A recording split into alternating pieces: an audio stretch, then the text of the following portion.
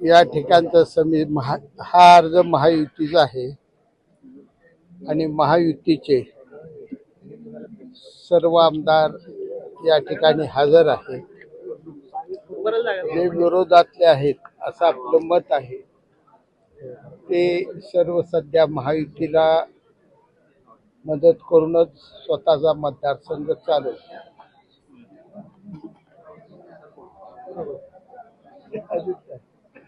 नारायण आबा सुद्धा या ठिकाणी अर्ज भरण्यासाठी आणि बाबासाहेब देशमुख सुद्धा आहेत.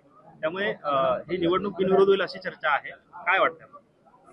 निवडणूक बिनविरोध करण्याचा निश्चितपणे प्रयत्न होईल आणि नारायण आबा हे मूळचे शिवसेनेचेच आहेत आणि सध्या महायुती बरोबर प्रत्येक ठिकाणी ते मिळून काम करतात.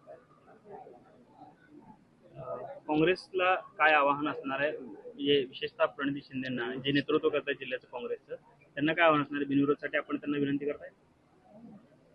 या ठिकाणी अर्ज काढण्याच्या संदर्भानं कुणालाही विनंती करायची नाही असं आता पालकमंत्र्यांच्या समोर ठरलेलं आहे.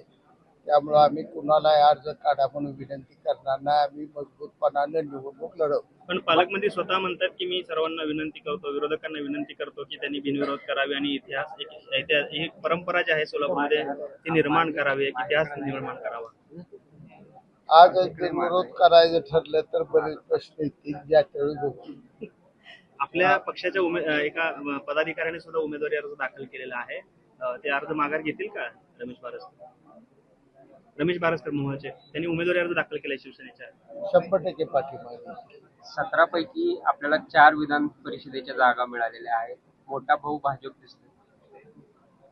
तर राज्याच्या ह्याच्यात मोठा भाऊ भाजप आहे, वास्तवता आहे ना, आपण स्वीकारली पाहिजे. 2 नंबरला आम्ही आहोत, 3 नंबरला राष्ट्रवादी आणि आम्हाला 4 जागा दिलेल्या आहेत. निश्चितपणानं कुठं शिंदे साहेब फडणवीस साहेब बसूनच हे ठरलं असेल. संभाजीनगर आपल्या हक्काची जागा होती.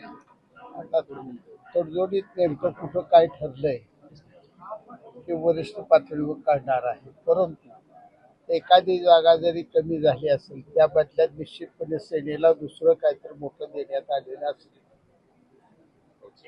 थँक्यू.